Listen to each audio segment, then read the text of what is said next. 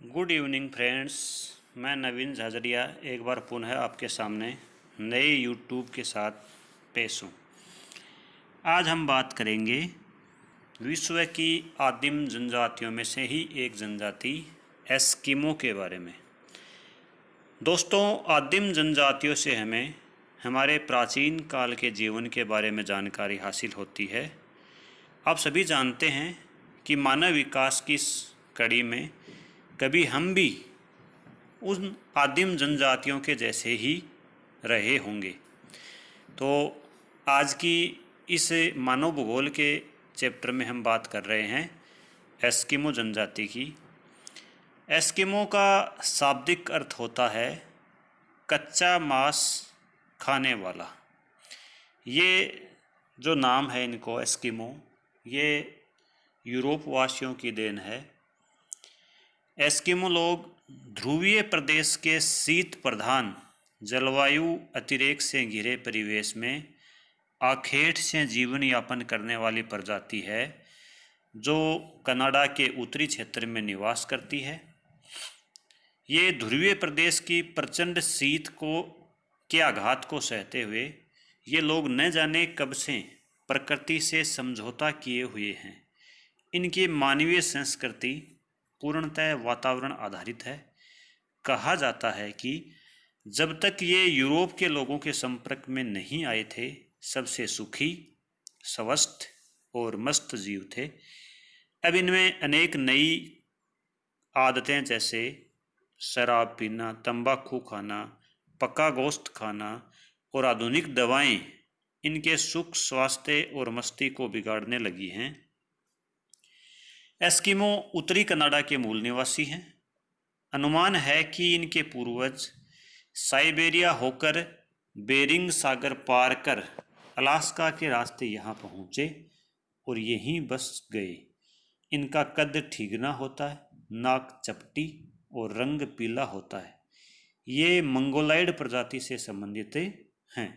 अब हम इनके निवास क्षेत्र की बात करें तो कनाडा में उत्तरी समुद्र तट और द्वीपों के किनारे ग्रीनलैंड से लेकर अलास्का तक ये फैले हैं। ये उत्तरी अमेरिका महाद्वीप के अलावा उत्तरी यूरोप और उत्तरी एशिया महाद्वीपों के भी साइबेरिया तट के आसपास पाए जाते हैं। भीषण ठंडी, लंबी रात, दीर्घकालीन शरद ऋतु और लघु ग्रीष्म तथा हिम आवरण के कारण वनस्पति विहीन धरातल इनको समुद्र की ओर ध्यान करने के लिए बाध्य करते हैं। अतः तट के किनारे जहाँ ध्रुवीय हवाओं से ओट होता है वहाँ इनकी बस्तियाँ पाई जाती हैं। संकरे तट और चट्टानों का ओट जहाँ तीव्र हवा कम प्रभाव डाल सके, इनके लिए अधिक आकर्षक स्थल होते हैं जहाँ ये अपना घर बनाते और शिकार करते हैं। इनकी बिरादरी उत्तरी पूर्वी साइबेरिया में भी पाई जाती है, लेकिन सबसे अधिक संख्या कनाडा के उत्तरी हिस्सों में पाए जाने वाले एस्किमो की ही है। अब हम बात करते हैं इनके जीवन यापन और आर्थिक तंत्र की। विकट जलवायु परिस्थिति में इनके जीवन यापन का आधार आखेट यानी कि शिकार है। आखेट में सबसे महत्वपूर्ण मछलियों का शिकार होता है जो हार्पून नामक भाले से किया जाता है। क्योंकि अधिकांश मांस ये कच्चा ही खाते हैं, इसलिए इन्हें यूरोपवासी एस्किमो कहते हैं, जिसका अर्थ होता है कच्चा मांस से खाने वाली प्रजाति। ये व्हेल और सील मछलियों का शिकार करते हैं तथा इनके मांस को खाते हैं और चर्बी से तेल बनाते हैं जो ईंधन और प्रकाश के काम आता है। जब सर्दियों में समुद्र जम जाता है तो शिकार कठिन हो जाता है। ऐसी स्थिति में जब मछलियाँ सांस लेती हैं तो ये जान जाते हैं और अपने हार्पून से उसे मार डालते हैं। यानी कि ये चतुर भी होते हैं। ये क्या करते हैं कि बर्फ़ को हटा करके और बहुत ही महीन सी पतली सी परत बर्फ़ की छोड़ते हैं। जब मछली इस महीन सी परत से सांस लेने के लिए ऊपर की ओर आती है तो वहाँ पर ये पहले से ही एक लकड़ी लगा करके रखते हैं जो हिलती है मछली से के आने से, और ये वहाँ पर हार्पून भाले को मछली शिकार कर लेते हैं। गर्मी में ये अपनी नाव से शिकार करते हैं और उस नाव का नाम है कयाक। इनकी नाव मछली की हड्डी और खाल से बनी होती है।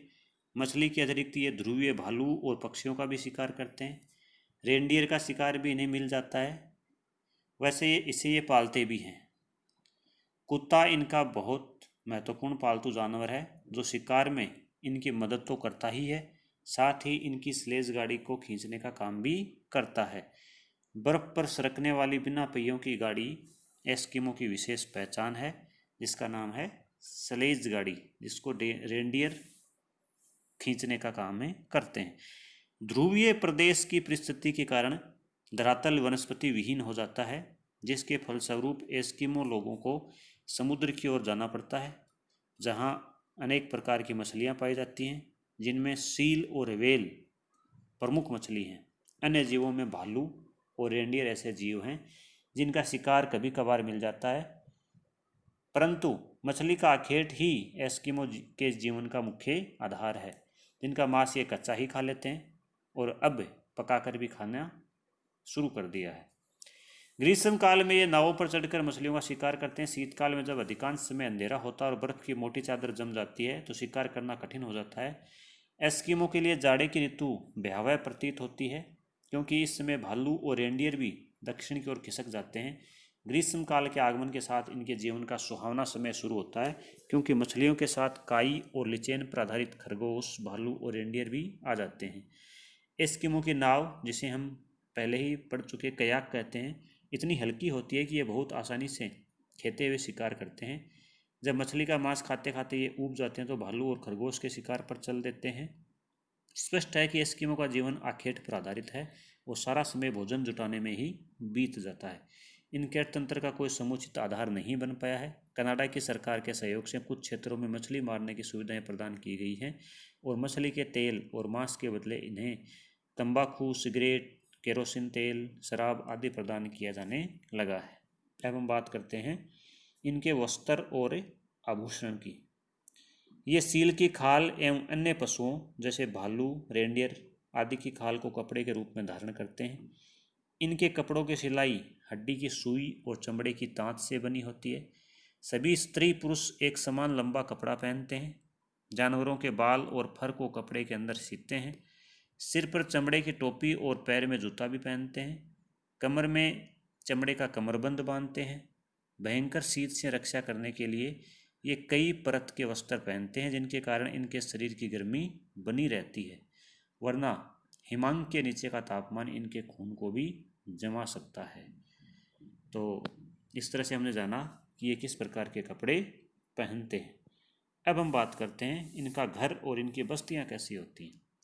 एस्किमो के घर जो है उसको इग्लू कहते हैं। ये इग्लू आपने छोटी कक्षाओं में पढ़ा होगा। इग्लू का निर्माण कैसे करते हैं कि ये बर्फ़ की शिलाओं को काट लेते हैं और बर्फ़ की शिलाओं को बड़ी बड़ी जो चट्टानें होती हैं उनके ऊपर इस प्रकार से अपना घर बनाते हैं कि अगर कितनी भी बर्फ़बारी हो जाए ये घर धंस नहीं पाएगा, और जितनी अधिक बर्फ़बारी उस घर के ऊपर होगी यानी इग्लू के ऊपर होगी उतना ही मजबूत घर इनका बनेगा। अब आप सोचते होंगे कि बर्फ़ के घर में ठंड तो होती होगी, लेकिन ठंड से बचाव करने के लिए क्या करते हैं, जो चट्टान और बर्फ़ की शिलाओं से घर बनाते हैं उसके नीचे खाल जो चमड़ा होता है मछलियों का उससे एक आवरण बना के रखते हैं और उस चमड़े के आवरण के अंदर सील मछली की जो चर्बी होती है उसको हमेशा जलाए रखते हैं। उस चर्बी के जलाने से जो ऊष्मा मिलती है वो इग्लू के अंदर ही स्टोर होती रहती है और इस तरह से इग्लू गर्म बना रहता है। तो इनके घर को इग्लू कहते हैं। अब हम अगले इसके बात करते हैं कि इनके उपकरण और अस्त्र शस्त्र क्या होते हैं। एस्किमो शिकार के लिए हड्डी और चमड़े की नाव बनाते हैं जिसे कयाक कहा जाता है। बर्फ़ पर चलने के लिए स्लेज गाड़ी का प्रयोग करते हैं जिसे कुत्ते या रेनडियर खींचते हैं। इनका निर्माण ये हड्डी और चमड़े से करते हैं।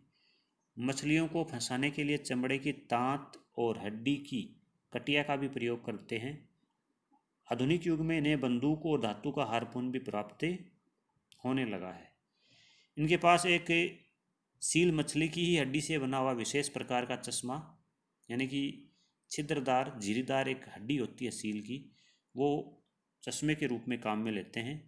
क्योंकि आपको पता है कि बर्फ़ के ऊपर जब सूर्य की किरणें पड़ती हैं, चूँकि ये भी आपको पता है कि यहाँ पर सूर्य जो है वो या तो दिखाई देता ही नहीं है, और देता है तो बहुत ही नीचे से चमकता हुआ दिखता है, तो बर्फ़ के ऊपर इसकी किरणें पड़ने से सीधी आँखों में गिरती है। तो उस सूर्य की रोशनी जो सीधी आँखों में आती है, उससे बचने के लिए विशेष प्रकार की हड्डी का चश्मा बना करके पहनते हैं। अब हम बात करते हैं इनके सामाजिक संगठन की। आखेट के लिए स्थानांतरित होते रहने के कारण इनका सामाजिक संगठन कमज़ोर ही होता है। परिवार का वर्ग जो होता है, सबसे बूढ़ा व्यक्ति होता है, वो इनका मुखिया होता है, जो अनेक प्रकार से परिवार को नियंत्रित रखता है। शिकार का क्षेत्र, गृह निर्माण का स्थल, बाहरी लोगों से संपर्क आदि बिना इसकी आज्ञा के संभव नहीं होता है। इनके समाज में प्रवीण शिकारी योद्धा कहलाते हैं, और अपनी वीरता को प्रमाणित करने के लिए वे अन्य एस्किमो की पत्नियों का अपहरण कर लेते हैं। ये पहले पति का वध कर देते हैं और फिर उसकी विधवा से शादी कर लेते हैं। इनमें बहुपत्नी प्रथा प्रचलित है, स्त्रियां भी अनेक पति रखती हैं। इस प्रकार एस्किमो यौन संबंध की स्वतंत्रता होती है। बाहरी लोगों के संपर्क में आने के बाद इनकी सामाजिक व्यवस्था में कुछ बदलाव आया है। अब ये नए उपकरणों का प्रयोग करते हैं और आपसी मेल भाव से शिकार में सामूहिक प्रयास करने लगे हैं। फिर भी परिस्थिति की विषमता के कारण यह परिवर्तन नगण्य है। कनाडा के लगभग 17,000 एस्किमो लोगों को संभव सुविधाओं से परिचित कराने का प्रयास किया गया है। इनके द्वारा मांस और फर के बदले जीवन की हर सुविधाएं दी जाने लगी हैं। इनमें आर्थिक कर्म की भावनाएं विकसित की जा रही हैं। इन परिवर्तनों के कारण एस्किमो की पहचान में अब धीरे धीरे बदलाव आने लगे हैं। इस तरह से साथियों, आज हमने विश्व की आदिम जनजातियों के चैप्टर में एस्किमो जनजाति की कुछ प्रमुख विशेषताओं के बारे में पढ़ा। मैं आपको बता दूं कि इन विशेषताओं में जो पुनः आपको एक बार रिवीजन करवा दूं कि जो प्रमुख विशेषताएं हैं, वो इनके घर का नाम, जो अभी हमने बात की थी, इग्लू कहते हैं, जो किससे बनता है, बर्फ़ के टुकड़ों से बनता है। बड़े बड़े बर्फ़ के चट्टानों के रूप में टुकड़े काट लिए जाते हैं। ऐसे ही इनका एक विशेष प्रकार का भाला, जिसे हारपून कहते हैं, इसके बारे में पूछते हैं। सलेज गाड़ी, जो बिना पहियों की होती है, बर्फ़ के ऊपर फिसल करके चलाई जाती है, जिसे कुत्ते या रेंडियर खींचते हैं, इनके बारे में आपको प्रश्न पूछ सकते हैं। इसी तरह से जो इनका विशेष चश्मा, जो सील मछली से बनता है, यानी कि आपने गौर किया होगा कि अधिकांश जो इनका जीवन यापन है वो सील मछली के इर्द गिर्द ही घूमता रहता है। इसी तरह से अगर हम और बात करें इनकी प्रमुख विशेषताओं में, तो हम कह सकते हैं कि ये कच्चा मांस ही खाते हैं, तो इसीलिए इनका नाम भी क्या पड़ा है, एस्किमो, जिसका शाब्दिक अर्थ है कच्चा मांस से खाने वाला। इनके निवास स्थानों की अगर हम बात करें, तो इसमें हमने बात करी कि ये उत्तरी ध्रुवीय क्षेत्रों में निवास करते हैं, जिनमें प्रमुख है उत्तरी कनाडा के क्षेत्र। इसी तरह से कुछ क्षेत्र उत्तरी यूरोप और उत्तरी साइबेरिया का भी एस्किमो जनजाति के अंतर्गत शामिल किया जाता है। हालांकि यूरोप और एशियाई एस्किमो हैं, उनको अलग नाम से पहचाना जाता है। तो आज के लिए ही मैं कहना चाहूँगा एस्किमो जनजाति इतना ही।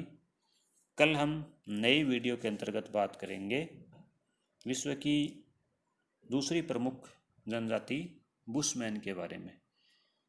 तब तक आप एस्किमो की प्रमुख विशेषताओं का एक चैप्टर तैयार कर लीजिए, एक लेसन तैयार कर लीजिए, जिसका हेडिंग आपके लिए होगी एस्किमो जनजाति की प्रमुख विशेषताओं का वर्णन कीजिए। दोबारा आपको बोल देता हूँ, एस्किमो जनजाति की प्रमुख विशेषताओं का वर्णन कीजिए। आप कोरोना काल में घर बैठे अच्छे से पढ़ते रहिए, कोरोना से बचाव रखिए। धन्यवाद।